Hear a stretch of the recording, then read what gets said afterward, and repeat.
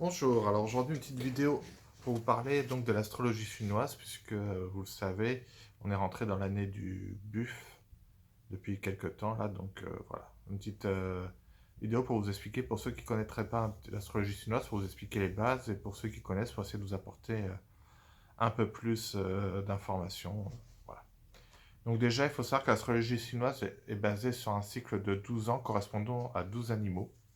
Donc chaque animal correspond à une année. Donc contrairement à nous, où c'est les mois qui déterminent les signes, en Chine, ce sont donc les années qui déterminent les signes. Donc c'est des notions astronomiques et calendaires, donc ça se base sur l'astronomie et sur donc le calendrier, donc c'est un mixte des deux. Voilà. Il y a 12 animaux qui correspondent aux 12 rameaux terrestres pour eux, donc ça veut dire tout ce qui peut être sur Terre correspond donc à ces 12 animaux.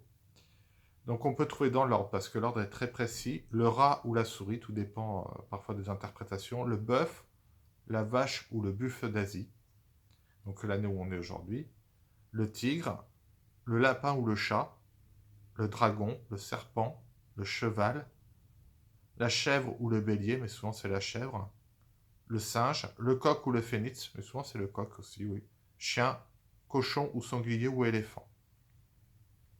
Donc tout ça est issu de l'astrologie Basi, et qui généralement fixe donc le nouvel an entre janvier et février, généralement vers le 4 ou 5 février, pour eux qui est le jour du commencement du printemps. Donc ce qui compte, c'est l'année, le mois, le jour, l'heure de naissance, qui sont donc à la base de cette astrologie, l'astrologie basique. Donc on peut différencier le tronc céleste et la branche terrestre. Tous les 60 ans, on fait un nouveau cycle, puisque le 60 ans correspond aux 12 signes fois les 5 éléments, puisque aux 12 signes s'ajoutent 5 éléments. Et donc le dragon d'or revient tous les débuts de cycle, donc tous les 60 ans revient dragon d'or, qui est donc une divinité que les Chinois vénèrent beaucoup et ont beaucoup de respect pour, puisque pour le dragon d'or, c'est vraiment ce qu'il y a de mieux de tout ce qui peut arriver, donc ça donne lieu à des grandes fêtes. Donc tous les 60 ans, on renouvelle le cycle. Voilà. Toute personne qui est née entre le mois de janvier et le nouvel an chinois, en fait, pour trouver son année de naissance, doit se baser sur l'année d'avant. Par exemple, vous êtes né en janvier 1980, bah, en fait, votre signe chinois, ce sera celui de 1979 et pas celui de 1980, puisqu'ils commencent qu'à leur nouvel an à eux pour changer de signe. Voilà. L'animal, donc, suivant quel animal vous êtes, selon eux, vous aurez un caractère et un profil psychologique différent. Je vous ai parlé donc de 5 éléments. Il y a le bois, le feu, la terre, le métal et l'eau. Et à cela s'ajoute aussi la notion de yin et de yang. Le métal correspond donc à Vénus comme planète, le bois à Jupiter, l'eau à Mercure, le feu à Mars et la terre à Saturne. Jupiter est très important dans l'astrologie chinoise et a une notion très importante. Il y a 28 maisons lunaires ou astrales. Le mois lunaire, la Lune traverse ces 28 maisons, une à une, durant tout le mois. Elles sont divisées en 4 secteurs, en, en 4 quartiers, chacun avec un animal totem.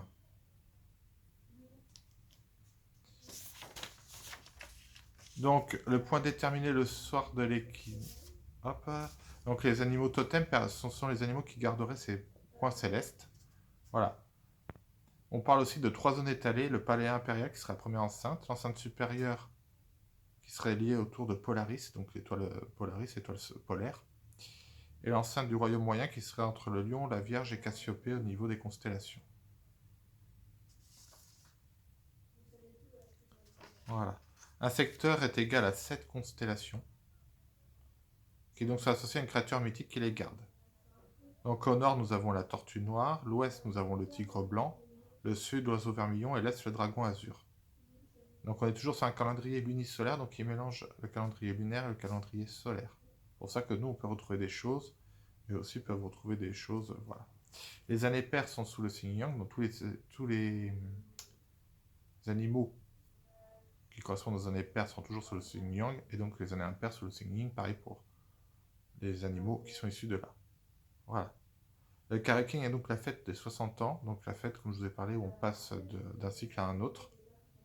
Voilà.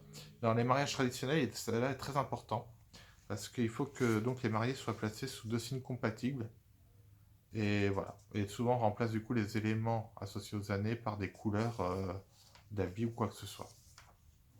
Donc on peut voir l'astrologie chinoise est vraiment très différente de l'astrologie que nous on connaît, même si ça reprend certaines choses au niveau des constellations, de l'équinoxe et tout ça. Voilà.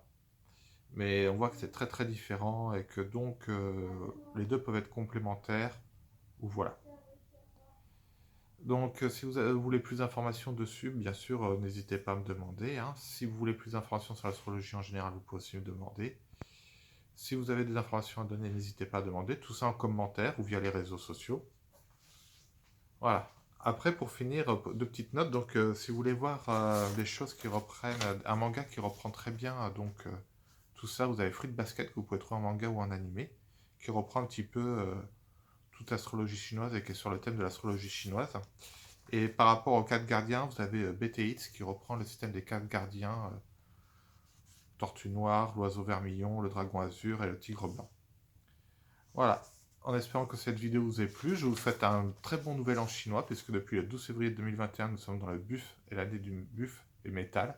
Donc très bon nouvel an et que plein de bonheur pour vous. À bientôt.